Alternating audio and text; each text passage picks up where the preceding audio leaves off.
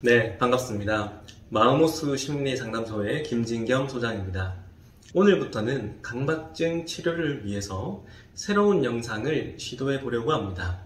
바로 강박증 수업입니다. 교육이나 강의라 보시면 되는데 이번 영상은 오리엔테이션이라 생각하시고 앞으로 강박증 치료와 수업에 관심 있으신 분들은 끝까지 시청해 주시면 좋겠습니다. 강박증 상담을 하면 대부분의 내담자분들이 저 같은 증상을 겪는 사람도 있나요? 라고 물어보십니다. 사실 구체적인 증상을 자세히 보면 완전히 같은 증상은 거의 없어요. 개인별로 경험이 다 다르다 보니까 증상도 조금씩은 다 다릅니다.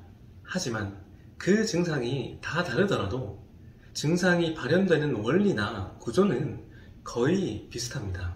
그러다 보니 강박증 상담을 하면서 증상은 다 제각각 다르지만 공통적으로 이야기하게 되는 원리라는 것이 있었습니다. 즉, 강박증이 있는 분들이라면 누구에게나 꼭 전해야 하는 지식이 있는 것입니다. 저는 그 부분에 대해서 지금부터 동영상 강의 형태로 이야기를 해볼까 하는 거고요. 아무래도 제가 강박증 원인과 치유라는 책을 쓰기도 했고 여러가지 강박증 관련 글이나 영상도 올리다 보니까 강박증 상담을 많이 하게 됩니다. 그렇게 계속 강박증 상담을 하다 보니까 그 과정 속에서 몇 가지 아쉬운 점, 문제의식을 느끼게 되었어요.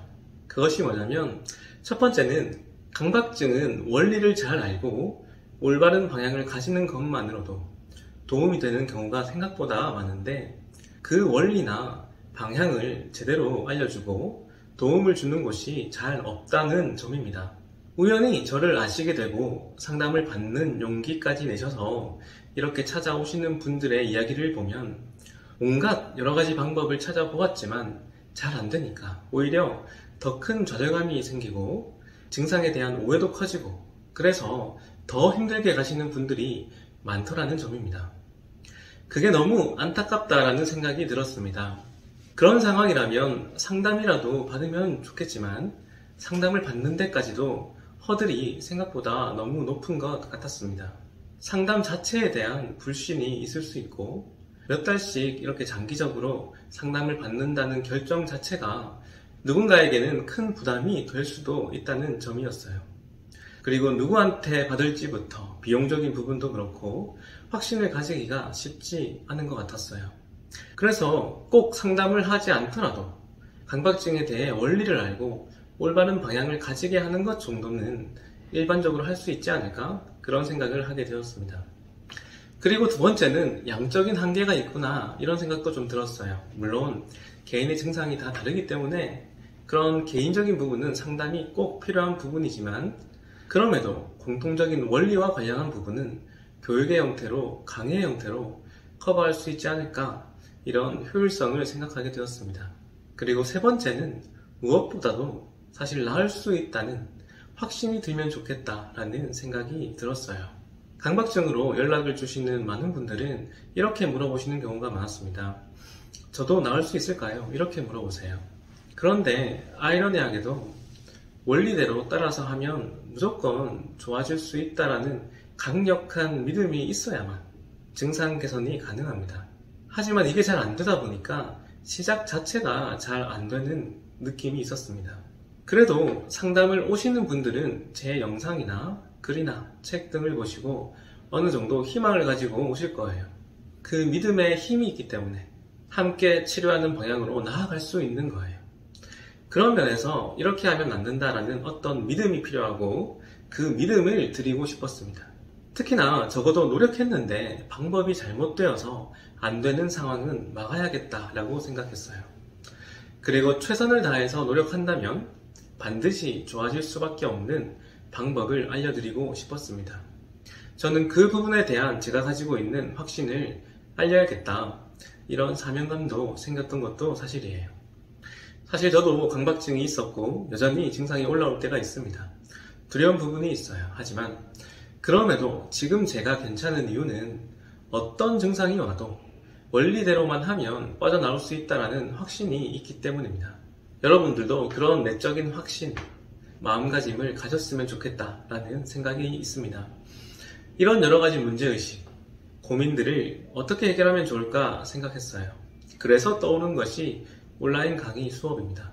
강박증 관련해서는 아직 온라인 강의가 없다는 생각이 들었어요. 물론 강의를 듣는다고 해서 모든 증상이 다 좋아지지는 않을 거예요. 하지만 적어도 방향을 바로 잡을 수는 있지 않을까 하는 생각은 듭니다. 그 정도만으로도 저는 큰 가치가 있을 거라는 확신이 있습니다. 적어도 이렇게 하면 나을 수 있다는 확신을 가지는 것, 그것만으로도 큰 가치가 있지 않을까라는 거예요. 적어도 헛된 노력을 안 하게는 만들 수 있지 않을까라는 점이고, 그건 가능하겠다라는 생각이 들었습니다. 저도 지금은 강박증에 대한 경험이 쌓이면서 구조화가 된 부분이 생겼어요. 제가 반복적으로 이야기하는 비유적인 예시나 강박증에 대한 통찰들이 증상 개선에 도움이 되는 경우를 많이 보았습니다. 그 부분은 공통적으로 원리적인 부분이기 때문에 강의 형태로도 효과가 있겠다라는 생각이 들었어요. 그래서 지금처럼 유튜브에 공개하는 영상들은 어떻게 보면 이론적인 입문 과정으로서 전체적으로 어떻게 해야 될지 핵심 원리를 요약해서 전달 드리려고 합니다. 그런 핵심적인 부분은 유튜브에 입문 과정만 들어도 되게끔 진행할 예정이고요. 그리고 나중에 이게 정말로 도움이 된다라는 믿음이 생기시는 분들 중에서 이게 정말 가치가 있다라고 느끼시고 더 도움을 심도 있게 받고 싶다라는 마음이 드시는 분들은 심화 과정 수업을 수강하실 수 있도록 제가 안내할 예정입니다. 오늘의 내용을 한번 정리를 해볼까 합니다. 강박증은 너무나 흔한 심리적 아픔이지만 어떻게 이겨낼 수 있을지에 대해서는 불모지와 같은 영역이 아닐까 싶습니다. 강박증으로 인한 고통은 이루 말할 수 없지만 그에 비해서 치료 방법은 무언가 허술해 보이는 것도 사실입니다. 그래서 최선을 다해서 노력하면 반드시 좋아질 수밖에 없는 그런 원리, 방법을 알려드리고 싶습니다. 강박증 역시 제대로 된 방법대로 하면 나을 것이고 잘못된 방법대로 하면 낫지 않을 겁니다. 하지만 누구도 제대로 된 방법이 무엇인지에 대해서 확신을 못 주고 있다는 생각이 들어요. 기존에 제가 쓴 강박증 원인과 치유라는 책은 증상의 원인을 올바르게 알고 그 증상의 미로를 그려서 미로 밖으로 탈출할 수 있도록 돕는 데 집중을 했습니다. 주로 왜? 라는 관점에서 기술한 책이죠. 그리고 지금 앞으로 제가 할 수업이나 강의는 좀 더 실용적인 관점에서 비유적으로 증상을 설명하고 적극적으로 강박 증상을 극복하는 방법론적으로 이야기를 해볼까 합니다. 좋습니다. 오늘은 강박증 수업을 왜 하려고 하는지에 대한 이야기를 해보았습니다. 오리엔테이션이라 생각하시면 좋을 것 같고요. 다음 영상부터는 하나씩 강박증 치료를 위해서 우리가 알아야 할 부분을 이야기해 보도록 하겠습니다. 끝까지 잘 따라오시면 좋겠습니다. 감사합니다. 네, 반갑습니다. 마음호수 심리상담소의 김진겸 소장입니다. 오늘은 두 번째 강의입니다. 지난 시간에 강박증 수업을 한번 해보겠다라고 이야기를 드렸고, 오늘은 그 수업의 방향성에 대한 이야기를 하겠습니다. 중요한 내용이니까 끝까지 봐주시면 좋겠습니다. 무엇이든 어설프게 알고 방법을 적용하면 더 안 좋아질 수 있습니다. 실패 자체가 문제가 아니라 그로 인해 그 방법 자체를 포기하게 된다는 게 문제입니다. 다시 말해 원리를 제대로 모른 채로 무작정 방법만 시도하다가 잘 안되면 포기하게 되는 경우가 많다는 것입니다. 예를 들어 많은 분들이 강박증에 명상이 좋다고 해서 시작하지만 잘 안됩니다. 명상은 안전한 마음 상태로 특정 대상에 몰입하는 것이죠. 그래서 이론적으로는 명상을 하는 동안에는 강박 생각을 안 하게 되니까 좋아 보입니다. 하지만 강박증은 이미 마음이 불안한 상태이기 때문에 다른 대상에 안전하게 집중하기 힘들어서 명상은 당연히 잘 안 되는 겁니다. 그리고 억지로 명상을 하려고 하면 잘해야 한다는 강박관념이 생겨서 더 불안해지고요. 결국 포기하고 좌절감만 키우고 명상은 영원히 안 하게 되는 겁니다. 노출 반응도 마찬가지입니다. 저는 무작정 싫어하는 대상에 노출하면 안 된다고 생각합니다. 만약 고소공포증이 있는 사람이라면 아무리 이성적으로는 괜찮다는 것을 알더라도 높이 올라가면 바로 몸이 반응을 할 거예요. 강박증도 이성적 반응이라기보다는 무의식적인 반응에 가깝기 때문에 억지로 노출한다고 해서 무조건 적응을 잘할 거라 생각하면 안 됩니다. 무작정 노출해서 적응을 못하면 더 공포 경험이 쌓이게 되고 그러면 불안만 더 커질 겁니다. 특히 의지의 문제가 아닌데 강제적으로 노출하면 마치 의지가 없어서 못 참는다고 느끼게 되고 그러면 좌절하고 포기하게 됩니다. 그래서 같은 노출을 하더라도 어떻게 될 거라는 예측이 미리 되어 있어야 하고 노출하는 목적과 의도를 분명히 가지고 해야 합니다. 즉, 같은 행동도 어떤 마음가짐과 목적을 가지느냐에 따라 효과는 달라진다는 거예요. 그런 원리는 모른 채로 그냥 무작정 하면 오히려 독이 될 수 있는 거고요. 마찬가지로 많은 분들이 처음 강박 증상이 생긴 그 순간을 원망하곤 합니다. 그때 그 일만 안 일어났어도 라고 그 순간을 탓하곤 합니다. 이처럼 바꿀 수 없는 과거에 집중하는 자세 역시도 좌절감만 더 키울 거예요. 특히 마법 같은 기대를 하는 것도 문제가 됩니다. 빨리 고통에서 벗어나고 싶은 그 마음은 100번 이해합니다. 하지만 사실은 그런 마법 같은 방법은 없기 때문에 좌절감만 더 커질 수 있는 거예요. 중요한 것은 원리를 알고 올바르게 방법을 적용해야 한다는 점입니다. 만약에 감기라고 한다면 우리가 기침을 막는다고 감기가 낫는 게 아닌 것처럼 강박증도 면역력을 올린다고 생각하시는 게 좋습니다. 어떤 증상만 막는다고 되는 것이 아니라 정신적인 면역력을 올릴 필요가 있는 거예요. 잘못된 기대를 할수록 실망감이 크고 그러면 더 이상 실망하고 싶지 않기 때문에 포기하게 됩니다. 강박 행동을 하는 데에는 도저히 참을 수 없는 찝찝함이나 공포가 있을 거예요. 그것을 장기적인 관점에서 제어하는 방향으로 원리를 생각하면서 훈련해야 합니다. 그런 게 없이 누군가 이러면 된다더라 하는 누군가의 경험을 보고 조금 따라 해보다가 나한테는 안 되네, 다 거짓말이야, 이런 느낌으로 하면 낫기가 힘들어집니다. 강박증뿐만 아니라 어떤 공부나 운동이나 모든 변화, 성장에는 기본적인 원리가 있습니다. 무의식의 습관을 바꾸는 수준의 변화는 생각보다 오래 걸릴 수 있다는 것을 인정해야 합니다. 강박증 치료는 어찌 보면 내 마음, 정신적인 부분에 대한 교정이자 면역력을 올리는 작업입니다. 보이지도 않는 영역이니 더 쉽지 않아요. 그렇기 때문에 더 정확한 원리를 믿고 끈기 있게 가야 합니다. 각자 자신의 무의식이 변해야 하고 그렇기 때문에 본인 스스로 깨달아야 합니다. 강박증은 강박적으로 반응하는 패턴으로 뇌가 습관화되어 있는 거죠. 그래서 교정이 필요합니다. 무의식적 반응을 역행해야 하기 때문에 쉽지가 않습니다. 그 믿음을 바꾸는 게 굉장히 어렵습니다. 그래서 결국 포기하기 쉬워요. 저는 이 한계를 극복하는 것이 중요하다고 생각합니다. 그리고 그렇게 해드리고 싶어요.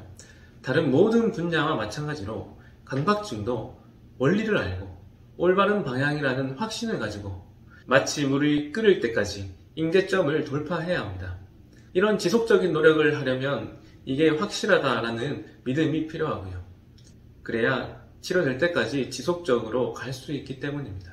결국 치료가 되는 사람들은 어떤 사람들일까요? 누군가 치료가 되었다라는 이야기를 하면 그 사람은 자존감이 강하니까, 똑똑하니까, 의지력이 세니까, 나와 증상이 다르니까, 나보다는 증상이 약하니까 와 같은 여러 가지 이야기들을 하십니다. 하지만 제가 정말 수많은 수천 번의 상담을 하고 치료되는 내담자분들을 보면서 공통적으로 느낀 점이 있습니다. 물론 앞에서 이야기한 내용들이 영향을 미치긴 합니다. 조금 더 수월하게 갈 수는 있어요.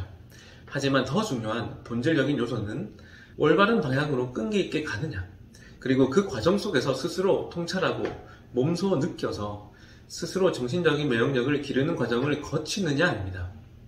스스로 대가를 지불하고 힘들더라도 통찰해서 고생길을 가느냐, 그래서 결국 그 부분에 대한 면역력을 키우는가, 이 부분이 가장 중요합니다. 물론 증상의 농도가 너무 짙으신 분들은 당연히 훨씬 더 힘들 거예요. 하지만 그럼에도 방법이 맞다면 된다는 것입니다. 저는 그렇게 직면하고 훈련하는 과정을 도와드리고 싶은 거고요. 어떤 면에서는 운동 코치와 비슷한 면이 있다고 생각합니다. 옆에서 한 세트라도 더 제대로 올바른 자세로 하도록 믿음을 주는 것입니다. 좋습니다. 오늘 내용을 요약하면 어설프게 알고 적용하면 실망감이 커지고 그러면 더 악순환이 된다는 거예요. 잘못된 기대감 역시 마찬가지입니다. 생각보다 아주 장기적이고 쉽지 않은 일이라는 그 현실을 받아들여야 하고요. 그리고 증상을 이겨내는 사람은 그 사람이 잘나서 증상을 이기는 게 아니라 스스로 통찰해서 이 과정을 이겨내겠다는 끈기와 대가를 지불하는 태도가 올바르면 가능한 일이라는 겁니다. 오늘은 올바른 원리와 방향으로 끈기 있게 믿고 가야 함을 말씀드렸습니다. 좋습니다. 다음 시간에는 계속 그런 기본적인 알아차림에 대한 이야기 그리고 강박증 수업을 계속 이어나가도록 하겠습니다. 감사합니다. 강박증을 치료하기 위해서는 기본적으로 알아차림이 되어야 합니다. 왜냐하면 알아차림이 되어야 이미 놀라있는 나의 무의식과 뇌가 공포로부터 조금이나마 진정이 될 수 있기 때문입니다. 이 모든 것이 강박 증상일 뿐이라는 알아차림이 안 되면 올바른 마음가짐을 유지하기가 너무나 힘들어집니다. 누구도 공포에 완전히 휩싸인 상태에서는 이성적인 판단이 안 됩니다. 그래서 우선은 이 공포 자체를 누그러뜨려야 합니다. 그것을 하기 위해서는 알아차림을 해야 하고요. 그 알아차림을 해야만 증상으로 인한 공포와 거리를 둘 수 있습니다. 마치 공포 영화에 몰입해서 무서워하는 아이에게 저건 사실 현실이 아닌 영화일 뿐이라는 알아차림을 주는 것과 같습니다. 그렇게 진실을 알아차려야만 그나마 무서움이 완화가 될 거예요. 그러면 조금 더 구체적으로 무엇을 알아차릴 것인지에 대한 이야기를 해보겠습니다. 지금 내가 증상으로 겪고 있는 이 강박 생각, 감정, 감각들이 마음의 불균형으로 인한 증상일 뿐이라는 것을, 즉 마음의 알람일 뿐이라는 것을 알아차려야 합니다. 감기로 따지자면 기침일 뿐이고, 불안이 심하면 꾸는 악몽일 뿐이고, 경보기 알람이라면 소리의 종류일 뿐이라고, 그렇게 알아차리는 힘이 필요한 겁니다. 하지만 대부분의 경우 나의 생각, 감정, 감각들이 실제 현실을 만들지도 모른다는 가능성에 집착하고 진짜 일어날 것처럼 착각하게 됩니다. 그러면 쥐는 거예요. 마음은 상상을 통해 정말로 리얼하게 현실처럼 느끼고 있겠지만 사실은 알람이 오작동한 것이고 실제로 불이 난 것은 아니라는 것을 알아차려야 합니다. 무의식적인 반응을 진짜 현실이라 바로 믿으면 안 됩니다. 무의식적 반응은 하나의 알람의 역할로 바라보고 알아차려야 합니다. 그래서 불안하다고 해서 바로 현실에 문제가 생겼다라고 확정하면 안 됩니다. 마음이 미래에 문제가 생길까봐 불안한 것이지 현실에 문제가 생겼기 때문이 아닌 거예요. 이 부분을 잘 구분하고 알아차려야 합니다. 그리고 두 번째는 지금 당장은 강박 행동이나 강박적 반응을 하면 바로 안전해진다라고 믿고 있지만 사실은 제 발로 죽으러 들어가는 것이고 그러면 중독이 되어서 이후에 훨씬 더 큰 고통을 마주해야 한다는 것을 알아차려야 합니다. 단기적으로는 강박적 반응을 하는 것이 더 편해 보이지만 장기적으로는 훨씬 고통스러울 것을 알아차려야 합니다. 이게 진짜 지독한 보이스피싱 같은 사기라고 알아차려야 하고요. 이 길로 가면 엄청난 고통이 기다리고 있다는 것을 알아차려야 합니다. 이미 긴 시간 강박증으로 힘든 분들은 아실 거예요. 그동안 강박 행동을 열심히 했지만 결코 좋아지지 않았을 것입니다. 그리고 계속 이렇게 가면 증상이 더 심해질 것이 뻔히 보이실 거예요. 이와 같이 강박 행동은 지옥으로 가는 길임을 알아차려야 합니다. 이 두 가지가 가장 기본적으로 우리가 해야 할 알아차림입니다. 일단은 이 허들을 넘겨야 합니다. 제가 강박증 원인과 치유책에서 말했던 비유 중에 미로의 비유가 있었습니다. 미로 안에서는 길을 찾을 수 없다. 미로 밖으로 나와서 봐야 길이 보이고 답이 나온다라는 말이었습니다. 어떤 원리를 알아야만 이러한 알아차림이 가능하다라고 생각합니다. 그래야 이게 원리에 따른 증상일 뿐이라는 것을 알아차릴 수 있는 겁니다. 이런 부분이 안 되면 어떤 노력을 해도 잘 안 되는 거고요. 알아차림이 안 되면 그 다음 현실을 직면하는 단계로 넘어가기가 너무 힘들어집니다. 원리를 모르니까 믿음이 안 생기고 불안하니까 잘 안 될 수밖에 없는 악순환이 만들어지는 겁니다. 좋습니다. 오늘 내용을 다시 한번 정리를 해보겠습니다. 우선은 이것이 증상일 뿐이라는 알아차림이 필요합니다. 그리고 강박 행동은 오히려 고통을 가중시킬 뿐이라는 알아차림, 이 두 가지 알아차림이 필요하다라는 이야기를 했습니다. 이것이 기본이 되어야 합니다. 좋습니다. 오늘은 여기까지 하고 다음 시간에 조금 더 핵심적인 원리로 들어가 보도록 하겠습니다. 감사합니다. 네, 마음호수 심리상담소의 김진겸 소장입니다. 앞에서 어떤 마음가짐으로 증상을 대해야 하는지 가장 기본적인 부분에 대해 이야기를 했습니다. 정말 기본이지만 이 정도라도 원리에 대한 인식을 한 상태에서 강박증 치료를 시작하는 사람이 많지 않다고 생각합니다. 명상을 하든 약을 먹든 어떤 방법을 써도 근본적인 면역력 자체가 없으면 조금 나아지더라도 다시 병에 걸릴까봐 불안이 생깁니다. 그래서 결국은 또 증상이 생기는 악순환이 반복되곤 하는 거죠. 하지만 앞으로는 강박증을 극복하는 과정 속에서 올바른 원리와 마음가짐을 배워나가면서 자신의 정신적인 불균형을 이겨내고 면역력도 기르는 과정을 함께 해나갔으면 좋겠습니다. 여러 병법서에서 말하는 최고의 전략은 이길 수 있는 상태에서만 싸우는 것이라고 이야기를 합니다. 어쩌면 여러분들도 이제까지는 질 수밖에 없는 상태에서 싸운 것일지도 모릅니다. 저는 이길 수밖에 없는 상태에서 싸우게 도움을 드리고 싶은 거고요. 증상에 대한 원리를 이해하고자 하는 궁극적 이유도 결국은 내가 어떤 태도로 이 증상을 다룰 것인지를 믿을 수 있게 만들어주기 때문입니다. 이 믿음이 결국은 나의 면역력이 될 것이고요. 무엇보다도 같은 행동을 하더라도 내가 어떤 마음으로 어떤 의도로 하느냐가 중요합니다. 강박증 치료에 있어서 감정적 태도나 믿음은 너무나도 중요한 요소입니다. 예를 들어서 A라는 사람과 B라는 사람이 똑같이 역치 이상의 강한 운동을 했다고 가정해 봅시다. 그런데 A라는 사람은 내가 너무 무리한 운동을 했으니 몸이 망가질지도 모르겠다라는 마음을 가지고 믿었습니다. 반대로 B라는 사람은 내가 강한 운동 자극을 줬으니 내 몸이 앞으로 더 강해질 거다라고 믿었고요. 그러면 어떤 결과가 나올까요? 같은 행동을 하더라도 A라는 사람은 부정적 감정적 태도와 믿음으로 부정적 호르몬이 나오면서 실제로 몸에 악영향을 끼치고 B라는 사람은 긍정적 감정적 태도와 믿음으로 긍정적인 호르몬이 나와서 몸을 강화시키는데 도움을 준다라고 이야기를 합니다. 결국 어떤 행동 자체도 중요하지만 그에 못지않게 그 행동을 하는 감정적 태도와 믿음이 많은 영향을 미친다는 것입니다.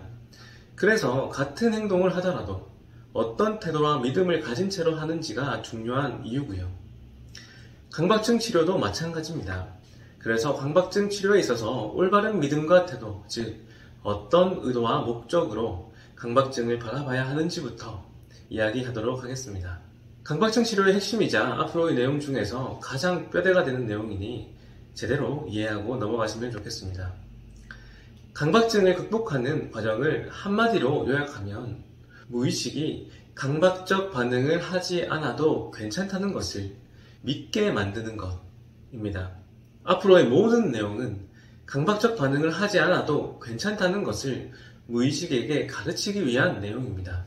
무의식이 잘못된 것을 믿고 있다는 것을 인정하고 올바르게 믿음을 가지도록 가르친다고 생각하셔야 합니다.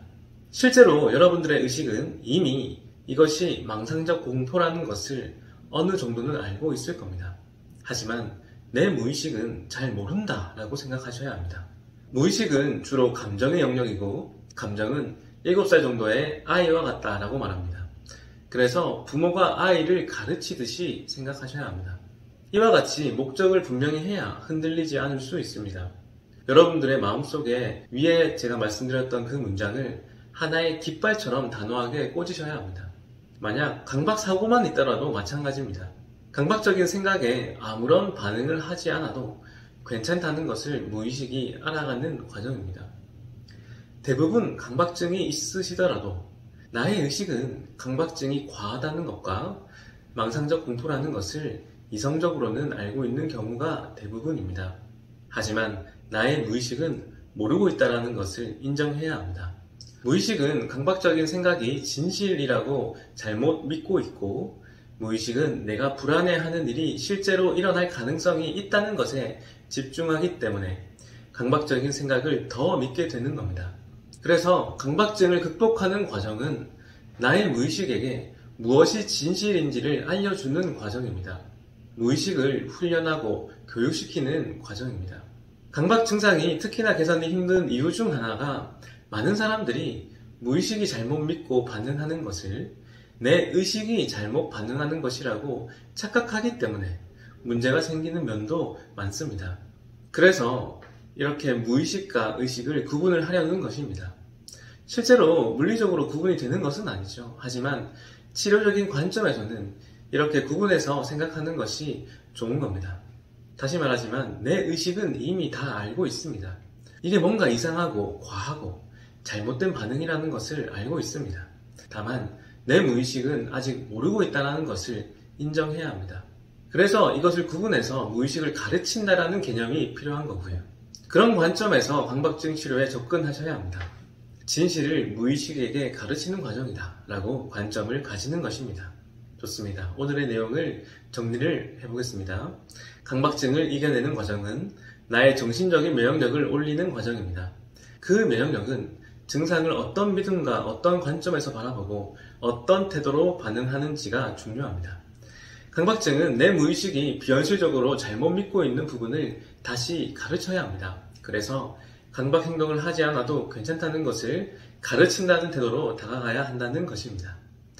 이러한 의도와 목적을 명확하게 가지겠다고 결단하셔야 합니다. 그렇게 깃발을 꽂으셔야 됩니다. 그래야 중간에 흔들리지 않을 수 있습니다. 오늘의 내용을 다시 한번 복기를 해보시고 다음 시간에는 그러면 어떻게 무의식에게 가르칠 것인지에 대한 그 원리를 이야기를 계속 해보도록 하겠습니다. 감사합니다. 네, 반갑습니다. 마음호수 심리상담소의 김진겸 소장입니다. 오늘은 강박증 치료 원리를 마음속에 각인하고 어떻게 해야 하는지를 설명하기 위해서 비유적인 이야기를 통해 구체적으로 설명해 보겠습니다. 우리가 지난 시간에 강박증 치료 목적을 뭐라고 했을까요? 무의식을 가르친다 라고 했습니다. 오늘은 어떻게 가르칠지에 대한 대답을 해보도록 하겠습니다. 비유적으로 우리의 무의식을 코끼리와 같다 라고 이야기하곤 합니다. 이때 우리의 의식은 코끼리 위에 타고 있는 기수와 같습니다. 기수는 코끼리보다 현명하고 똑똑하지만 힘은 비교하기 힘들 정도로 코끼리가 강합니다. 그래서 어떤 상황이 생겨서 코끼리가 놀라서 난동을 피우거나 원하지 않는 방향으로 뛰어간다면 그 순간 기수는 속절없이 당하는 상황이 생길 겁니다. 다른 상황으로 표현하면 인간은 이성적이지만 사실 감정의 힘이 훨씬 세다는 겁니다. 결국은 감정적인 선택을 하게 된다는 것도 같은 맥락입니다. 강박증은 이성적으로는 자신의 행동이 현실적이지 않다는 것을 알면서도 어쩔 수 없이 당하는 상황이 반복되곤 합니다. 이는 강박증이 이성적으로 판단해서 작용하는 현상이라기보다는 무의식적으로 반응하는 작용에 가깝기 때문입니다. 마치 코끼리 위에 앉은 기수가 생각하는 방향과는 다르게 코끼리가 무언가에 놀라서 날뛰는 모습과 비슷합니다. 현실에서는 아무런 문제가 없음에도 공포 반응이 활성화되는 겁니다.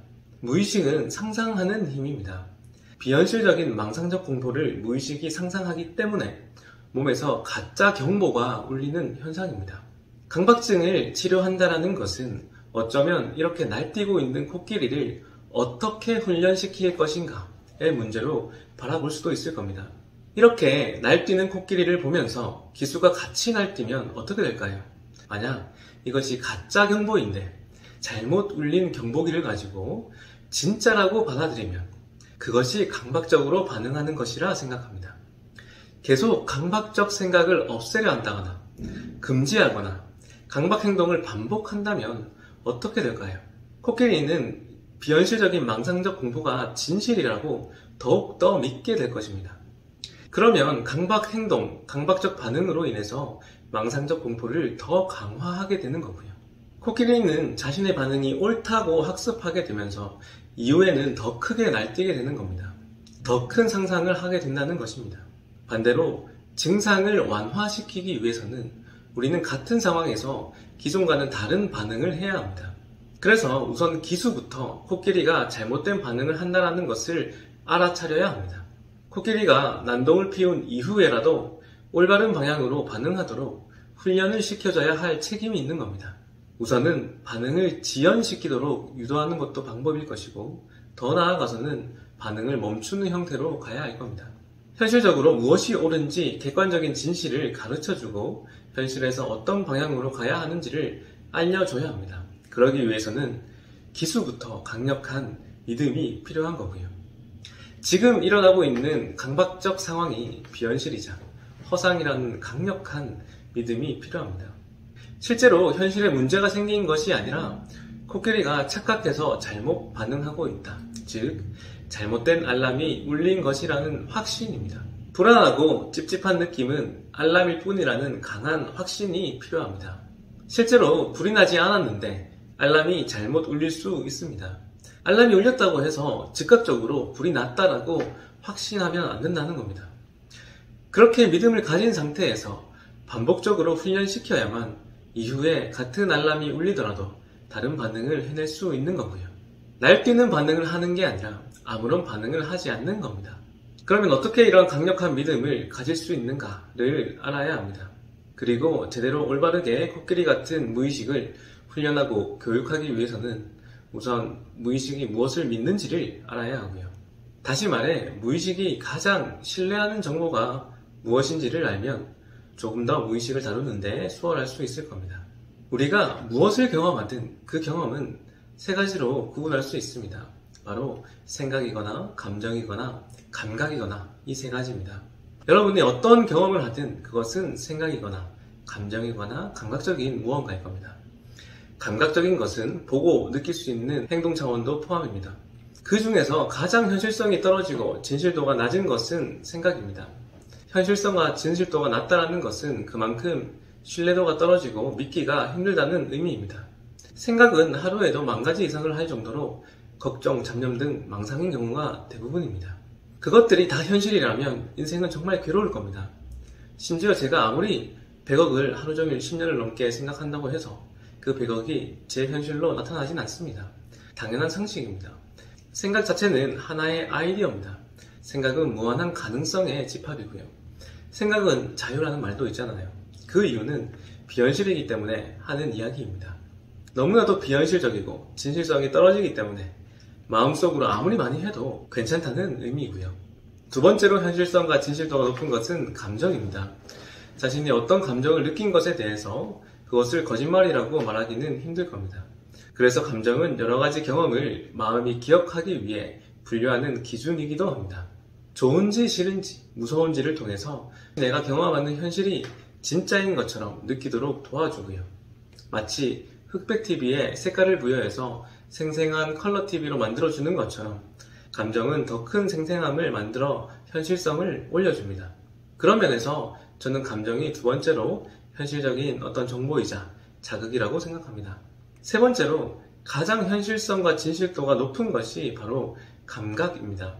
오감이나 내부감각, 고유감각 등을 이야기하는데 여기서는 주로 현실적인 오감이라고 생각하시면 됩니다. 내가 보고, 듣고, 만지는 실제하는 감각은 가장 현실적이면서도 진실에 가깝습니다. 그렇기 때문에 감각은 무의식이 가장 믿을 만한 정보입니다. 무엇이 진짜 현실인지에 대해서 직접 보고, 듣고, 만질 수 있는 것을 가장 신뢰하는 것은 당연합니다. 이 감각적인 정보를 일반적인 생활에서는 행동이라고 표현할 수 있을 겁니다.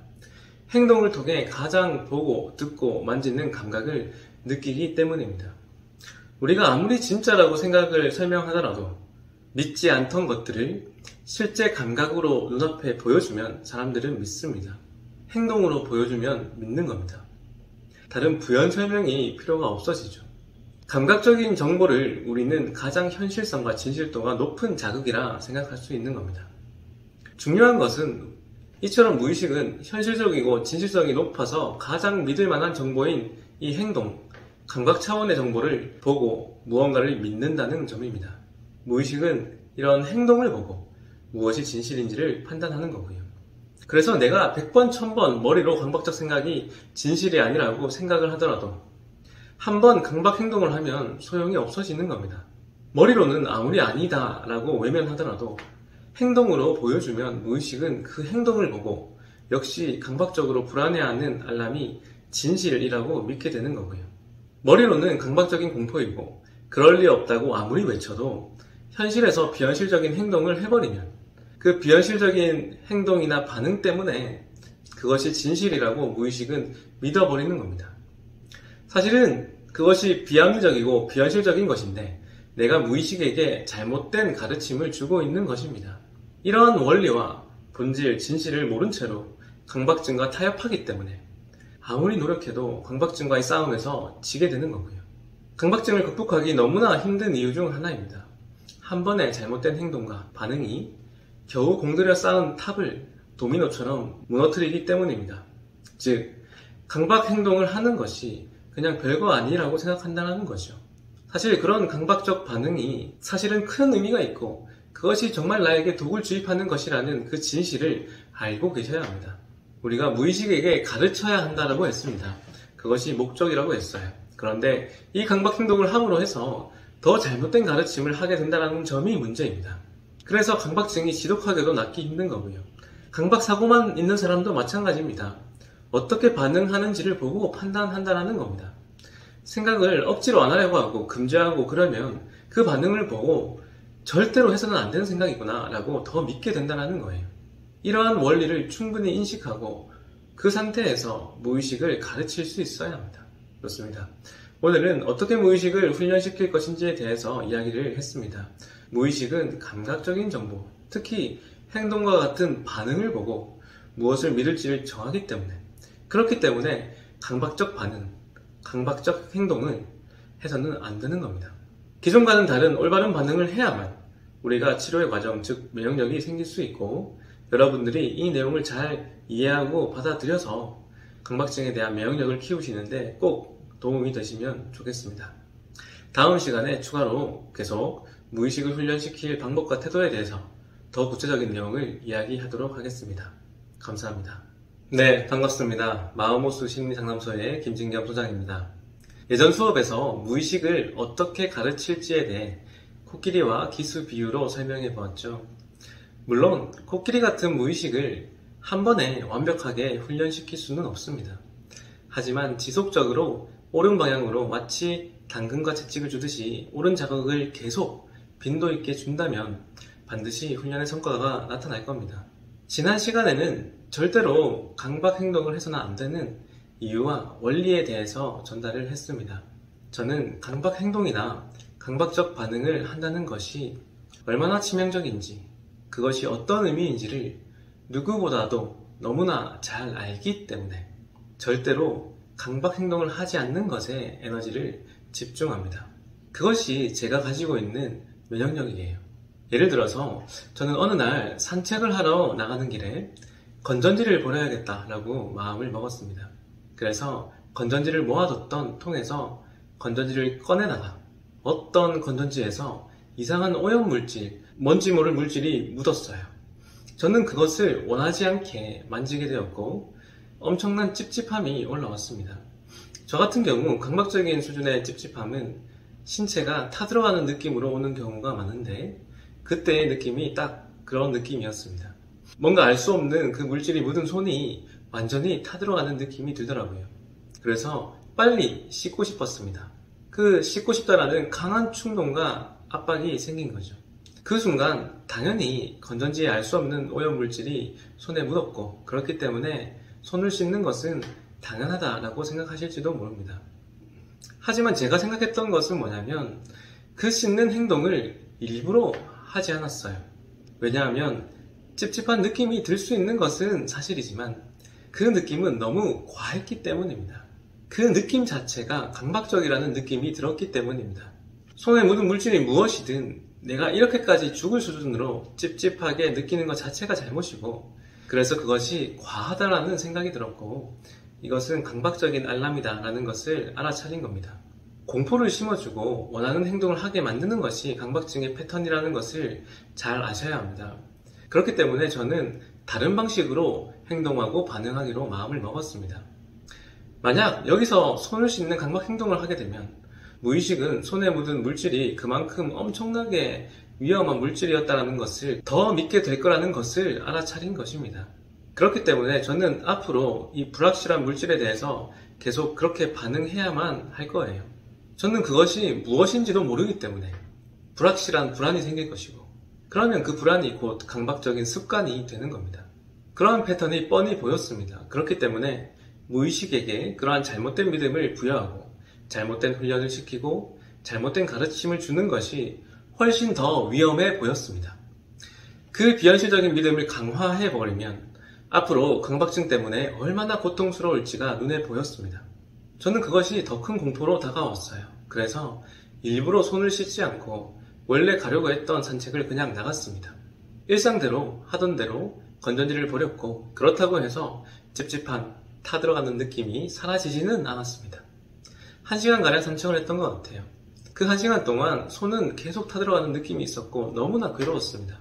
중간에 공중 화장실에 가서 몇 번이고 씻고 싶은 충동이 들고 이겨내기가 정말 버거웠어요. 하지만 그럼에도 강박증을 키우는 것이 저는 더 위험하다라고 판단했기 때문에 버텼습니다. 그리고 1시간 정도 산책을 한 후에 집에 들어와서 원래 하던 대로, 요즘은 우리가 코로나 때문에 손을 당연히 씻잖아요. 그래서 코로나 때문에 손을 씻는다 라고 생각하고 씻었습니다. 그리고 그 느낌은 사라지더라고요. 그런 식으로 우리가 정상적으로 현실적으로 반응한 다음, 그 이후에 건전지를 아무리 다시 찝찝한 것을 만지더라도 그때의 그 느낌은 다시 살아나지 않았습니다.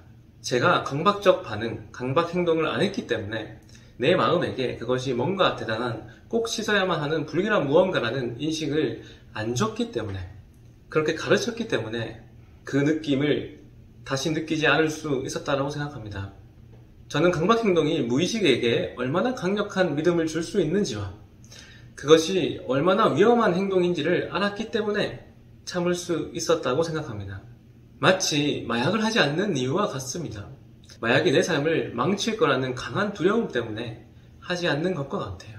이건 진실된 공포이고 다른 모든 사람들도 마찬가지의 느낌으로 참는 것을 아셔야 합니다.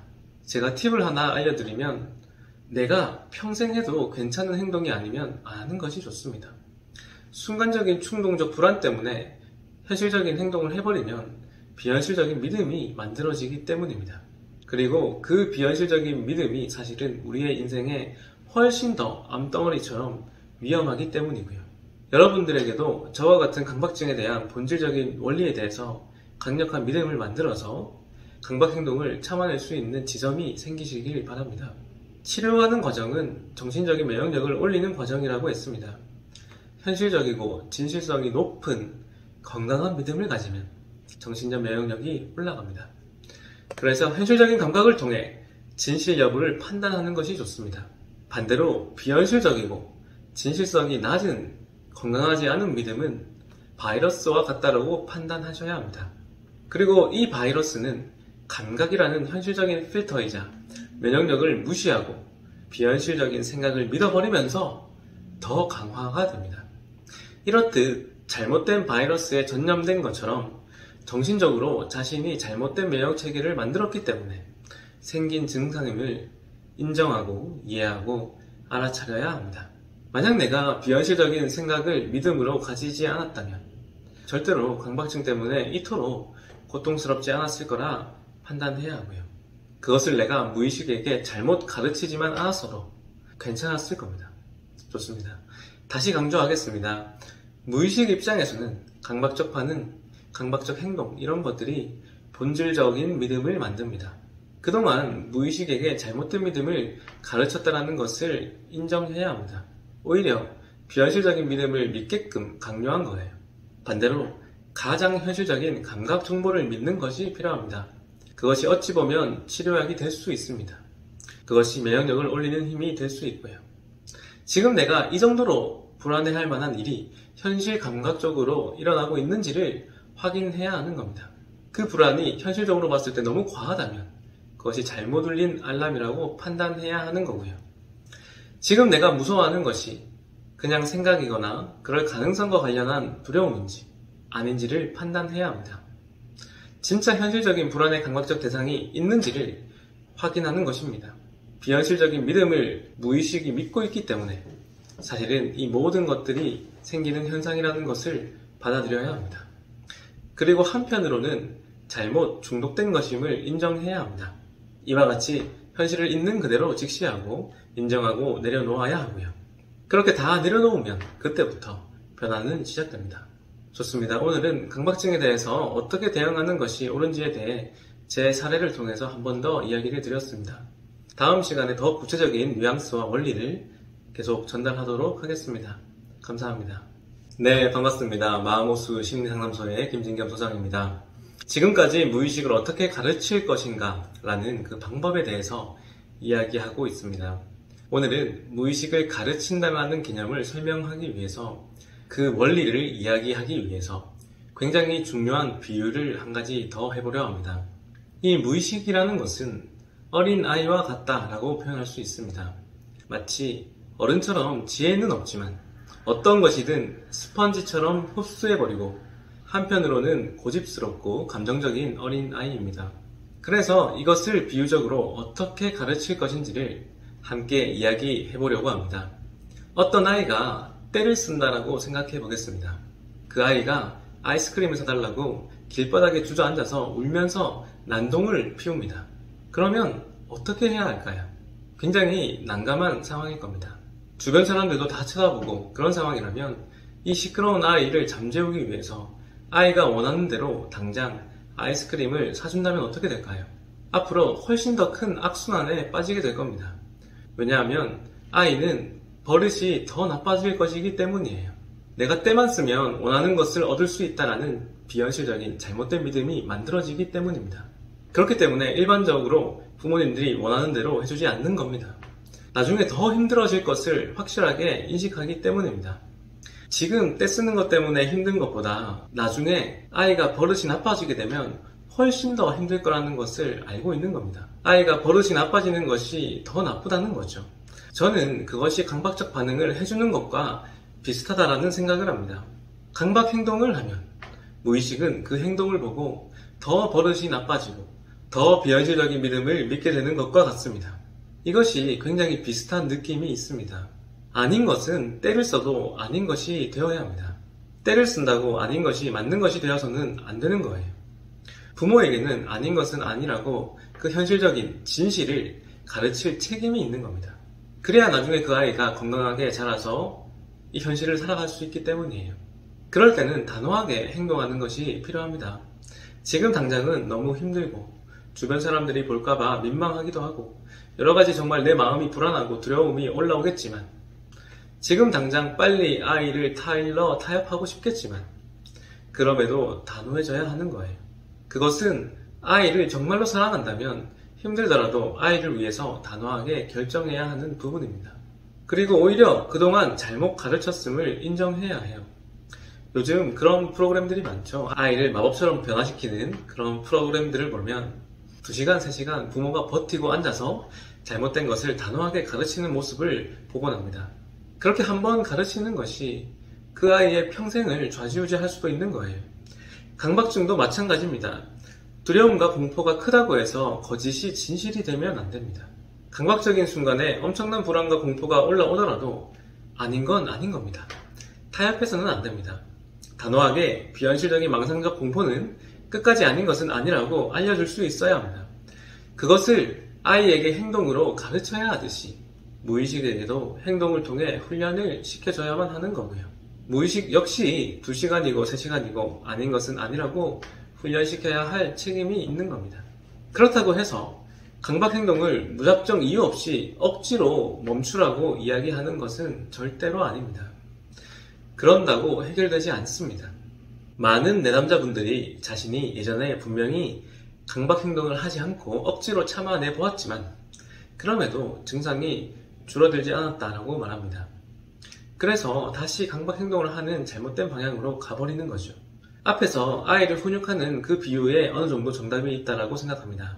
예를 들어서 무작정 아이가 떼쓴다고 아이의 요구를 무시하고 그냥 때려서 집에 데려오고 원하는 것을 이유 없이 해주지 않는다고 아이가 좋아질까요? 때리고 사주지 않고 힘을 써서 집으로 데려온다고 해서 아이가 좋아질 리가 없습니다. 오히려 역효과만 날 것입니다. 저는 그것이 억지로 강박 행동을 참는 것과 비슷하다고 생각합니다. 오히려 우리가 반드시 해야 할 부분은 공감을 하는 겁니다. 소통을 하는 거예요. 부모로서 그동안 내가 잘못 가르쳤다는 것을 알리고, 하지만 정말로 내가 너를 사랑하기 때문에 너를 위해서 부모로서 가르칠 책임이 있다는 것도 알리고, 내가 원하는 대로 해주지 않는 이 행동이 너를 위해서, 정말 너를 사랑하기 때문에, 이후에 내가 정말 독립적으로 하나의 개체로서 스스로 올바른 선택을 하는, 올바른 가치관을 가진 사람이 되어야 하기 때문에 내가 힘들더라도 이렇게 해야만 한다라는 그 마음이 전달되는데 몇 시간이고 걸리는 겁니다. 내가 힘들더라도 이게 너를 위한 길이기 때문에 하는 거라는 마음이 전달되어야만 아이가 좋아질 수 있을 겁니다. 그때부터 그 소통이, 공감이 일어난 그때부터 어떤 피드백과 가르침이 입력이 되는 거예요. 마찬가지로 강박증도 그동안은 강박 행동을 하는 것이 공포를 없애는 유일한 길이라고 잘못 믿고 잘못 가르쳤음을 인정하고, 이제는 이게 정말 나에게 지독한 고통이고 더 이상 이렇게 가면 안 되기 때문에 사랑으로 아이에게 진실을 가르쳐야 한다는 마음처럼 내 무의식도 훈련시키겠다는 마음을 가져야만 좋아질 수 있는 겁니다. 내가 더 이상은 이러한 믿음을 가지고 이렇게는 살 수 없기 때문에 내 무의식에게 이 진실을 가르쳐야 한다는 마음이에요. 그래서 감정적 태도와 마음가짐이 중요하다고 이야기한 겁니다. 그동안에 무엇이 잘못이었는지를 인정하고 무엇이 옳은지에 대한 정의로운 가치관과 원칙을 믿는 마음이 전달되어야 합니다. 무작정 이유 없이 버티는 것은 불가능할 뿐더러 고문일 뿐입니다. 그것은 성공하더라도 상처만 남습니다. 그래서 다시는 그런 고문 같은 고통을 당하지 않으려고 무의식이 발동하고, 그러면 강박 행동을 멈추는 것이 더 어려워집니다. 하지만 사람은 이유와 의미가 있을 때 고통을 버틸 힘이 만들어집니다. 강박 행동을 버틴다는 것이 어떤 의미이고 왜 그래야만 하는지에 대한 이유를, 원리를 명확하게 알고 강력한 믿음을 갖춘 상태에서 목적을 가지고 강박 행동을 멈추면 기존과는 완전히 다른 결과를 맞이하게 될 것입니다. 이것이 나를 위한 길이라는 강력한 믿음을 가지고 그 마음을 충분히 공감한 상태에서 행동, 반응을 보여줘야 합니다. 그러면 무의식적인 마음은 변하고 치료가 되는 겁니다. 그때부터 하는 피드백은 가르침이 되는 거예요. 좋습니다. 저는 이 내용이 굉장히 중요한 뉘앙스를 가지고 있다고 생각합니다. 오늘은 어떤 마음가짐으로 내 무의식을 훈련시켜야 하는지에 대한 부분을 추가적으로 설명드렸습니다.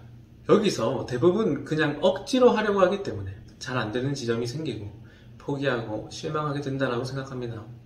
다시 한번 말씀드리지만 내가 그동안 잘못했음을 사과를 하고 인정하고 진짜 내가 나를 아끼는 마음으로 그것이 충분히 공감이 되었을 때 진실을 알려주면 마음이 받아들일 것입니다. 그런 마음으로 증상을 다루시면 좋겠습니다. 다음 시간에는 그럼에도 강박적인 고통을 도저히 참을 수 없을 때 어떤 마음가짐을 가져야 할지를 계속 이야기하도록 하겠습니다. 감사합니다. 네, 반갑습니다. 마음호수 심리상담소 김진겸 소장입니다. 지금까지 정말 잘 따라오셨습니다. 지금까지 잘 따라오신 분이라면 강박 행동을 하지 않아야 할 이유와 의미는 이제 알겠다라고 말씀하실 겁니다. 이것만으로도 증상 개선이 일어나는 경우도 많습니다. 하지만 그럼에도 그 고통이 너무 무섭고 버틸 수 없기 때문에 힘들다라고 하시는 분들도 많습니다. 당연히 하루아침에 이 마음가짐이 면역력으로 세팅되기는 힘들 겁니다. 증상이 강할수록 더 어려움이 있을 것이라 생각합니다. 당연한 현상입니다. 무의식이 이미 너무 큰 고통을 강박증과 연결짓고 있고 기존의 강박적인 믿음이 너무나 강하기 때문입니다. 결국 우리는 강박적 믿음을 가지고 있는 무의식을 속여야 합니다. 그래서 충분히 믿음이 생기기까지 버티는 과정이 필요합니다. 저는 이런 버티는 과정을 담금질을 한다라고 생각하기를 권합니다. 담금질이란 부단하게 훈련한다라는 것을 비유적으로 말하는데 아주 적절한 비유라 생각합니다. 담금질은 주로 강한 칼을 재련하기 위해서 용광로 같이 뜨거운 고온으로 열 처리를 하는 것을 말하죠. 그리고 그 이후에 급격하게 냉각시키는 과정을 거칩니다. 만약 철의 결정 구조가 변할 수준으로 가열하지 않는다면 칼은 그만큼 강도와 경도가 올라가지 않을 겁니다.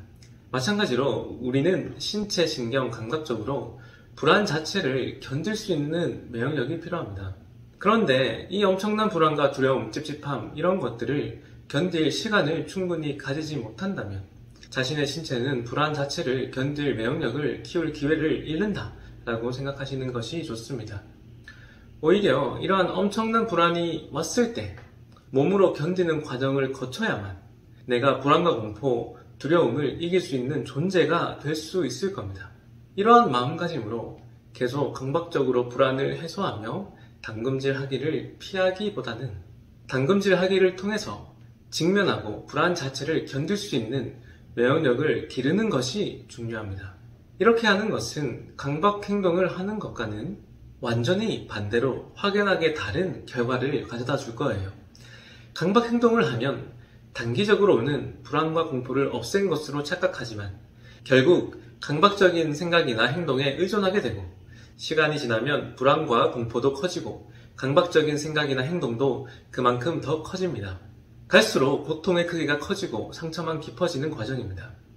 하지만 반대로 강박 행동을 멈추고 불안 자체를 당금질하듯이 견디는 과정을 거치게 된다면 처음에는 너무나 고통스러울 거예요. 전체적인 고통의 양을 다 마주해야 하기 때문입니다. 고통의 강도가 너무나 크고 시간적으로도 길게 느껴질 것입니다. 하지만 당금질을 하면 할수록 시간이 지나면 지날수록 느껴지는 고통의 강도가 갈수록 줄어들 겁니다. 당금질을 하면 할수록 면역력이 커지게 되고 그러면 그럴수록 고통의 크기는 줄어들고 상처도 아물게 되는 거고요. 이 당금질을 할 때의 고통은 낫기 위한 아픔이라고 생각하시면 좋습니다. 하지만 당금질을 한다고 마음을 먹는다고 해서 불안함 자체가 사라지는 것은 절대 아닙니다. 그럼에도 또 그런 불안함의 고통을 겪을까봐 불안해지는 예기불안, 즉 불안에 대한 불안은 줄일 수 있습니다. 왜냐하면 내가 언제 이런 일이 일어날지 모르는 불확실함에 당하는 것이 아니라 내가 의도적으로 나의 면역력을 올리기 위해서 일부러 불안을 느끼고 있는 것이기 때문입니다. 그리고 이러한 당금질을 한다는 마음가짐이 중요한 더 큰 이유가 있습니다. 시간이 지나서 언젠가는 불안함과 찝찝함이 줄어들게 될 겁니다. 그러면 그때 마음이 착각을 하게 됩니다. 평소에는 강박 행동, 강박적 반응을 했기 때문에 불안함이 사라졌다고 착각해서 잘못된 믿음을 강화시켰다면 이번에는 당금질을 해서 내가 더 강해졌기 때문에 불안함이 사라졌다라고 연결 지을 수 있다는 부분입니다. 이러한 부분이 치료약으로 작용할 수 있습니다. 강박증이 믿고 있던 강한 믿음을 분리하기 시작하고 새로운 건강한 믿음을 가지기 시작하게 될 겁니다. 어쩌면 강박증의 시작도 착각으로 시작된 것이죠. 똑같은 방식으로 치료가 일어나야 합니다. 이 부분을 알아차린다면 제가 드리는 방식이 더 와닿으실 거라 생각합니다. 특히 당금질을 할 때 중요한 부분은 감각 그 자체에 집중을 하는 겁니다. 사람마다 불안하고 찝찝한 강박적 느낌이 일어나는 감각이 있을 것입니다. 누군가는 심장이 심하게 뛸 수도 있을 것이고 누군가는 손이 벌벌 떨릴 수도 있을 겁니다. 누군가는 어깨나 특정 신체 부위가 경직될 수도 있을 거예요. 누군가는 머리가 너무 아플 수도 있을 겁니다. 그 감각 자체는 하나의 알람일 뿐이라고 생각하셔야 됩니다. 그 알람 자체만으로 큰 문제가 생길 수는 없습니다. 그런 믿음으로 버텨야 합니다.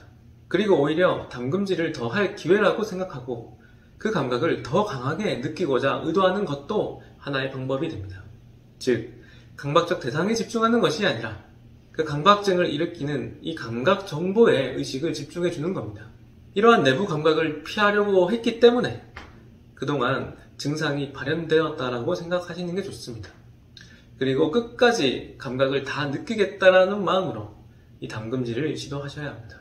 이러한 방식으로 버티는 과정이 치료하는 과정이 될 수 있는 거고요. 억지로 참는 것이 절대 아닙니다. 정확한 목적과 의도를 가지고 직면하는 과정입니다. 좋습니다. 오늘은 당금질을 한다는 마음가짐으로 버티는 방법을 말씀드렸습니다. 여러분들에게 큰 도움이 되시면 좋겠습니다. 다음 시간에는 이러한 과정에 좀 더 강한 믿음을 부여하기 위해서 현실적인 불안과 비현실적인 불안을 구분하는 지혜를 가지는 방법을 이야기해 보도록 하겠습니다. 다음 시간에 뵙겠습니다. 감사합니다. 반갑습니다. 마음호수 심리상담소의 김진겸 소장입니다. 오늘은 치료를 위해서 꼭 갖춰야 할 핵심적인 지혜에 대해서 이야기를 해보겠습니다. 강박증에서 낫기 위해서는 무의식을 마치 내 아이를 대하듯 진심으로 따뜻하게 가르쳐야 한다라고 이야기했습니다. 이러한 진실을 알아차리고 그럼에도 불안한 마음을 당금질을 한다라는 마음으로 올바르게 반응해야 한다라고 이야기를 했습니다. 이를 잘하기 위해서는 증상을 분별하는 지혜가 필요합니다. 특히 강박증은 비현실적인 망상적 가능성을 공포로 상상해서 그것이 진실이라고 믿어버리는데 문제가 생기기 때문에 무엇이 현실이고 무엇이 비현실인지를 구분하는 지혜가 필요합니다. 이번에도 비유적으로 표현을 해보려 합니다. 믿음을 특정 대상과 다른 대상을 원인과 결과로 이어주는 본드라고 생각해 볼까 합니다. 이것 때문에 이런 일이 일어난다 라고 인과를 연결하는 것이 믿음이고, 연결한다는 것을 본드처럼 들러붙는 것에 비유를 해보는 겁니다. 강박증은 강력 본드 같은 엉뚱한 비현실적 믿음 때문에 잘못된 부분이 서로 들러붙은 형상과도 같습니다. 잘못 연결하고 붙어서 원인과 결과가 잘못된 믿음으로 연결되어 버린 상태입니다. 강력 본드가 강박적이고 비현실적인 믿음이라면 그 강력한 접착력을 만드는 것이 비현실적인 생각, 비현실적인 감정, 비현실적인 감각, 그리고 행동과 같은 요소들입니다. 이렇게 잘못 접착된 부분은 억지로 떼어내려고 하면 더 큰 피해가 일어납니다. 강제로 분리시키면 잘 되지도 않고 접착면이 더 상처가 날 수도 있습니다. 빈대 잡으려고 초가상감 태우는 격이 될 수 있다는 겁니다. 그래서 접착제 제거제가 필요합니다. 여기서의 그 접착제 제거제가 망상적 불안과 현실적 불안을 구분하는 지혜입니다. 그 지혜를 갖추기 위해서 우선은 강박적인 생각이 든다거나 강박적인 불안, 찝찝함, 이 모든 것들을 알람으로 볼 수 있는 알아차림의 힘이 필요합니다. 신호이자 알람으로 보지 못하면 착각과 늪에 빠져서 나오기 힘들어지는 거고요. 인간의 뇌는 생각과 공포가 연결되는 강렬한 경험을 하면 그 둘 사이에 강한 회로가 만들어집니다. 강력한 접착력이 만들어지는 것입니다. 마치 자라보고 놀란 가슴, 소뚜껑 보고 놀라는 상황인데, 일반적이라면 한번 강한 공포를 경험하더라도 현실적으로 안전하다라는 다음 경험이 일어나면서 점차 공포가 해소가 됩니다. 이는 마치 불이 났지만 빨리 알아차리고 물을 붓거나 공기를 차단해서 진압한 상황과 같습니다. 하지만 강박증의 경우 엄청난 공포라는 불이 났는데 어쩔 줄 몰라 하면서 화재를 진압을 못한 상황과 같습니다. 그렇게 심각한 화재를 여러 번 경험한 사람이 있다라고 생각해 보겠습니다. 마음에는 조금이라도 화재가 날 만한 상황이 생길까봐 두렵고 불안한 마음이 강하게 자리 잡을 것입니다. 그러면 화재를 예방하기 위한 경보기, 센서가 아주 예민하게 반응하는 상태가 만들어질 겁니다. 강박증의 경우 마음이 이토록 특정 상황에 대한 공포가 강하게 마음에 자리 잡아서 그러한 일이 다시는 일어나지 않도록 엄청나게 예민한 센서를 가동하고 있는 상태와 같습니다. 아주 예민한 센서가 장착이 되어 있다면, 예를 들어서 고기를 굽다가 난 연기에도 화재가 발생할 거라 생각하고 경보가 울리는 상황이 만들어질 겁니다. 남들이 볼 때 아주 사소하고 그냥 넘어가도 될 만한 자극이지만 강박증이 있는 분들에게는 그것이 정말 큰일이 일어날 것만 같은 공포적인 반응이 일어나게 되고, 그 공포로 인해서 해당 상황을 벗어나지 못하게 됩니다. 과거에 학교 다니던 시절을 한번 생각해 보겠습니다. 학교에서 소화전의 알람이 울립니다. 굉장히 시끄럽죠. 그러면 어떻게 하나요? 정상적인 상황이라면 확인을 합니다. 실제로 불이 났는지를 확인을 합니다. 그리고 실제로 불이 안 났으면 다시 자리에 앉습니다.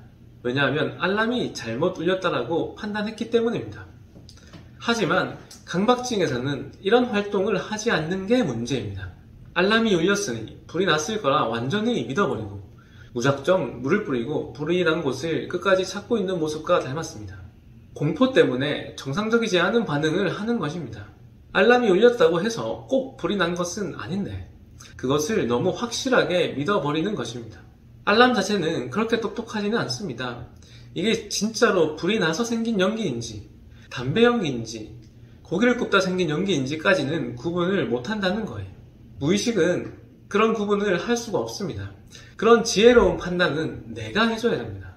나의 의식이 해줘야 하는 거예요.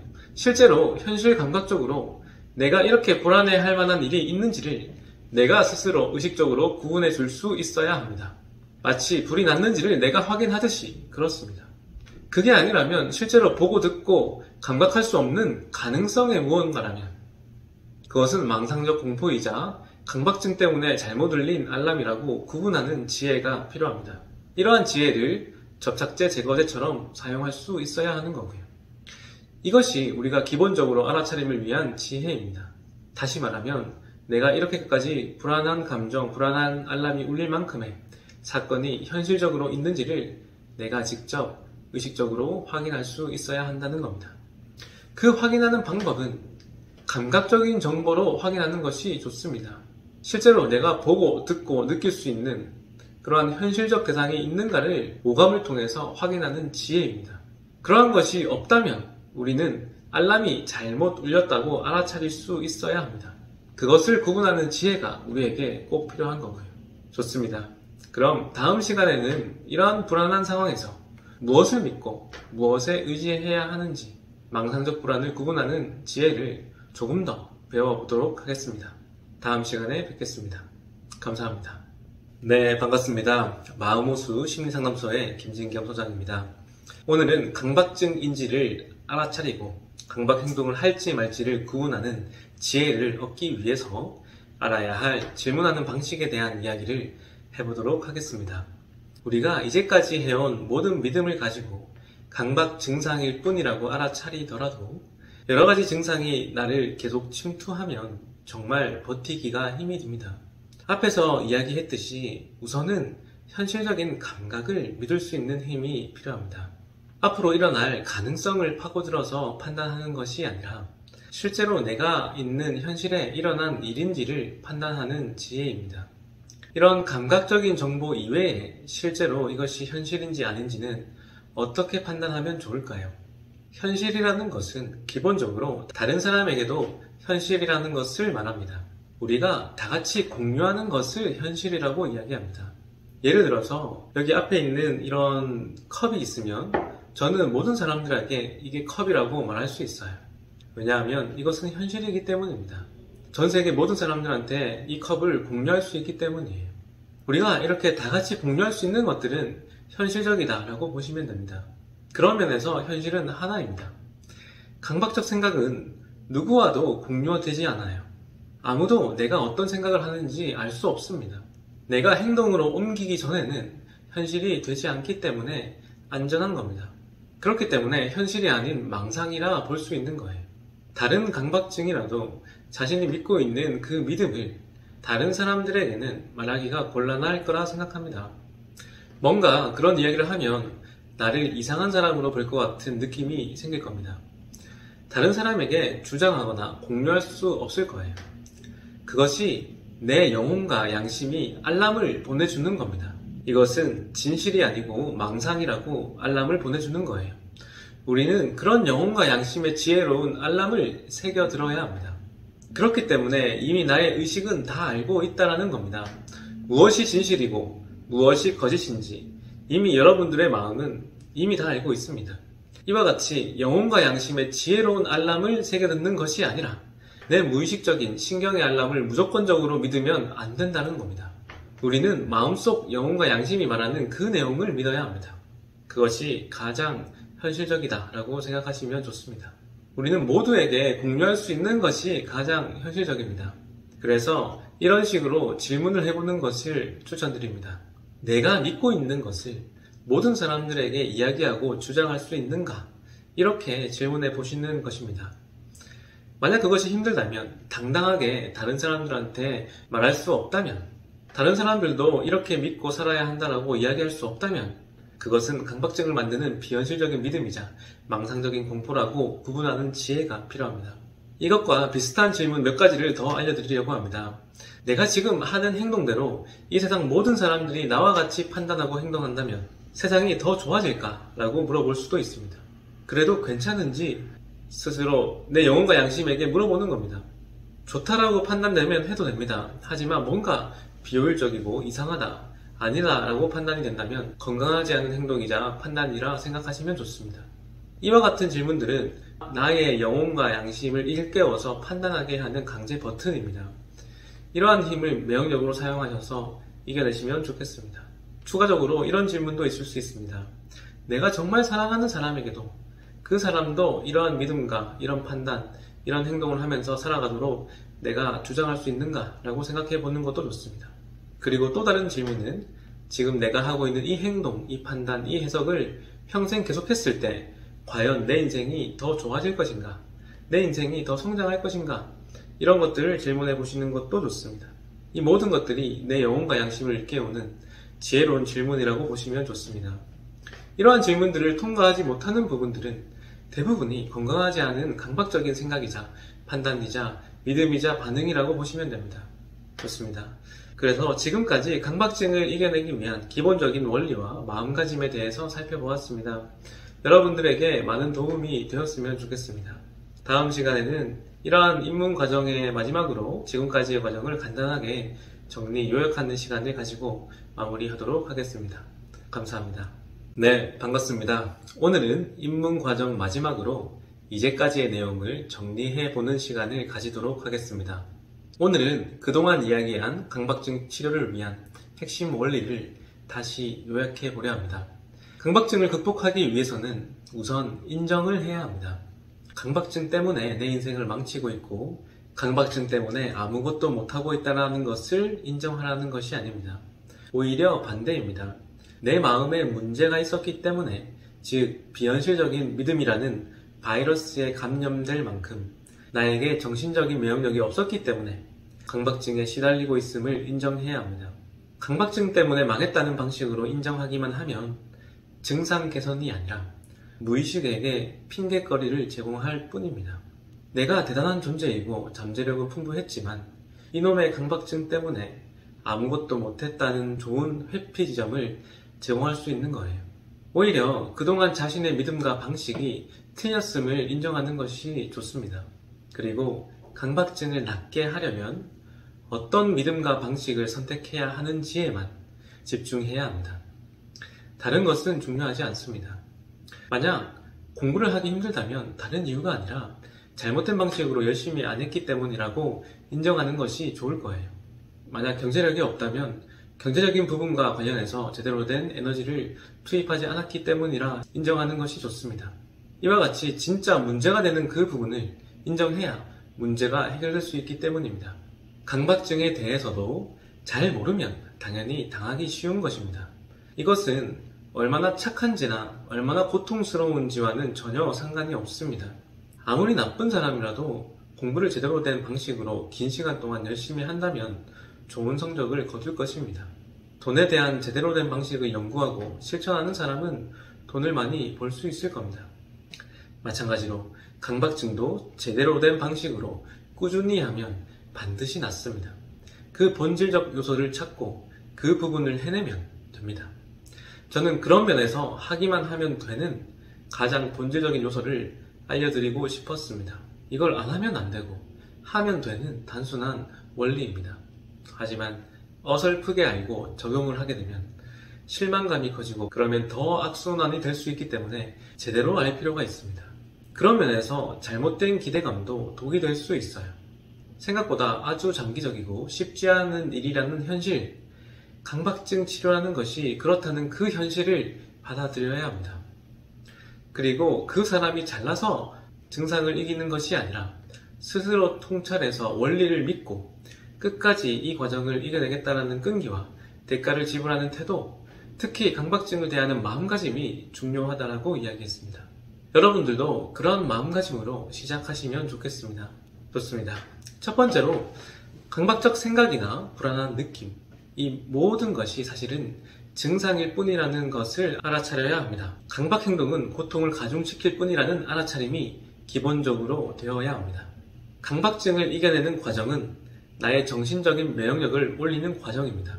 그 면역력은 증상을 어떤 믿음의 관점에서 바라보고 어떤 마음가짐을 가지고 어떤 태도로 반응하는지가 가장 중요합니다. 강박증은 내 무의식이 비현실적으로 잘못 믿고 있는 부분이 있고 비현실적인 믿음이기 때문에 강박적 반응을 하지 않아도 괜찮다는 것을 가르친다라는 태도로 다가가야 합니다. 이러한 관점과 마음가짐을 명확하게 가지겠다고 마치 깃발을 꽂고 결단하는 마음으로 시작해야 합니다. 그래야 중간에 흔들리지 않을 수 있습니다. 이렇게 목적을 가진 다음에 어떻게 무의식을 훈련시킬 것인지에 대해서 알아야 합니다. 무의식은 감각적인 어떤 행동과 같은 반응을 보고 무엇을 믿을지를 결정합니다. 그렇기 때문에 강박적 반응, 강박 행동을 하는 것은 독을 나에게 주입하는 것이라는 점을 알아야 합니다. 천번 만번 마음속으로 생각하는 것보다 한 번 행동이 중요할 수 있다는 점을 알려드렸습니다. 마치 내 아이에게 이게 독이라는 것을 알면서 주는 부모는 없을 것입니다. 강박적 반응, 강박 행동은 독입니다. 그것을 알려드린 것입니다. 그리고 그냥 억지로 강박 행동을 참으라고 하는 것이 아닙니다. 내가 그동안 잘못했음을 사과를 하고 인정하고 진짜 나를 아끼는 마음을 전달해야 한다고 했습니다. 그것을 충분히 전달하고 공감이 되어야만 그제서야 진실을 알려줄 수 있는 기회가 생깁니다. 그때 진실을 알려준다면 받아들일 겁니다. 그런 마음으로 증상을 다루시면 좋겠습니다. 그렇게 최대한 강박 행동을 참으려 하더라도 불확실성에 대한 불안은 그대로 남아있을 겁니다. 그때는 감각적으로 담금질을 한다라는 마음가짐을 가져야 합니다. 그렇게 버티셔야 합니다. 신체 신경의 면역력을 올린다라는 마음가짐으로, 이것이 기회라는 관점으로, 이 감각적인 고통을 완전히 다 수용하겠다라는 마음가짐으로, 기꺼이 직면하는 마음으로 버티셔야 합니다. 감정은 신체 감각을 통해 만들어지기 때문에 감각적으로 해소하는 것이 가장 안전한 방식이라고 생각하셔야 합니다. 이렇게 담금질을 하겠다라는 마음을 가져도 그럼에도 쉽지가 않을 겁니다. 그렇기 때문에 우리는 더 강력한 믿음이 필요합니다. 그 믿음을 위해서 지혜로운 나의 영혼과 양심이 등장을 해줘야 합니다. 왜냐하면 지혜로운 나를 등장시켜서 그러한 내가 판단을 해줘야만 올바르고 건강한 믿음을 가질 수 있기 때문입니다. 우선은 실제로 현실 감각적으로 내가 이렇게까지 불안해할 만한 일이 있는지를 구분해야 합니다. 그게 아니라면, 실제로 보고 듣고 감각할 수 없는 가능성의 무언가라면 그것은 망상적 공포이자 강박증 때문에 잘못 울린 알람이라고 구분하는 지혜가 필요합니다. 그리고 자신의 믿음을 모든 사람들에게 공유할 수 있는지를 확인해야 합니다. 공유할 수 있다면 그것은 진실이고 현실이기 때문입니다. 그렇게 현실적인 것을 믿는다면 괜찮습니다. 모두에게 공유할 수 있는 것이 가장 현실적이라고 판단해야 합니다. 내가 지금 믿고 있는 것을 모든 사람들에게 이야기하고 주장할 수 있는가를 질문해 보시는 것이 좋습니다. 그게 힘들다면, 당당하게 말할 수 없다면 강박증을 만드는 망상적 공포라고 구분하고 가능성에 집착하고 있구나 라고 알아차려야 합니다. 이것이 강박적 패턴임을 알아차리고 믿는 겁니다. 이러한 믿음을 가지고 다시 강박 행동을 멈춰야 합니다. 그리고 다시 처음으로 돌아가서 지혜를 믿고 행동을 버텨서 다시 무의식을 가르친다라는 마음가짐으로 들어가야 하는 거고요. 이 회로가 계속 돌아가야 합니다. 이 공식을 따르면 치료될 수 있습니다. 안 될 이유가 없어요. 안타깝게도 어떤 이유로 이 공식을 따르지 못할 수도 있을 거고, 그러면 치료가 안 될 수도 있을 겁니다. 하지만 이 패턴을 해내고 있는데 안 되진 않을 거예요. 좋습니다. 지금까지 입문 과정으로 강박증이 치료되기 위해서 반드시 가져야 할 마음가짐, 원리, 방법들에 대해서 이야기를 해보았습니다. 그래도 어느 정도는 제가 의도한 만큼 다 풀어냈다라고 생각합니다. 반드시 여러 번 반복해서 들어보실 것을 추천드립니다. 무의식은 반복하면 바뀌게 되어 있습니다. 이런 영상 강의가 좋은 점이 반복할 수 있다는 점이라 생각합니다. 그 장점을 잘 활용하시면 좋겠습니다. 아무래도 상담처럼 개개인의 증상에 대입해서 이야기한 것은 아니고 원리 자체를 설명한 것이기 때문에 개인의 증상에 대입해서 실행하려면 더 많은 반복을 통해 원리를 내재화하는 과정이 필요하실 거라 생각합니다. 그리고 이러한 원리에 공감을 하고 효과가 있다라고 생각하시는 분들은 심화 과정에서 더 구체적으로 인터넷 강의로 풀어볼 예정입니다. 많은 분들이 수강하셔서 도움 받으시면 좋겠습니다. 전체적인 틀은 입문 과정에서 다 이야기했습니다. 이 부분이 효과가 있다라는 기대감이 드는 분들만 추가로 강의를 수강하시면 좋겠습니다. 심화 강의에는 입문 강의에서 나온 내용들을 무의식이 더 받아들일 수 있도록 다양한 비유적, 경험적 이야기와 구체적인 방법들을 제시해 줄 것입니다. 더 깊고 다양한 자극을 줘서 제가 증상을 바라보는 관점만큼이나 증상에 대한 면역력을 여러분들도 올린다고 생각하시면 좋겠습니다. 마음이 믿을 수 있는 더 상세한 이유, 증거들을 제시하면 할수록 분명히 더 강한 믿음과 면역력이 생기실 거라 생각합니다. 심화 과정에서는 지금까지 이야기한 입문 과정의 내용을 더 잘하게 하기 위해서 더 많은 이유와 근거를 심어주고 데이터를 바꿔주려고 합니다. 그래야만 더 강력한 믿음이 생기기 때문입니다. 강박적 반응, 강박 행동을 안 해야 한다는 것은 다 압니다. 하지만 하지 못하는 것은 마음이 여전히 믿을 수 없기 때문이겠죠. 왜 안 해야 하는지 그 이유를 생각, 감정, 감각, 믿음, 행동, 관점의 여러 가지 차원에서 더 구체적으로 다양하게 마음이 믿을 수 있도록 도움을 드릴 예정입니다.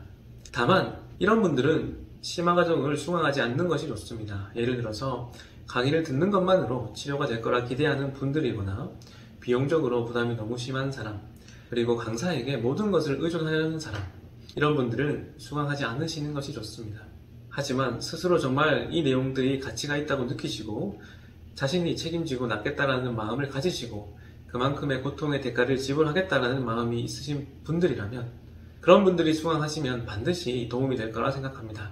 좋습니다. 그동안 입문 과정을 끝까지 따라와 주셔서 진심으로 감사드리고 도움이 되시면 정말 좋겠습니다. 그리고 많은 분들을 심화 과정에서 뵐 수 있으면 좋겠습니다. 감사합니다.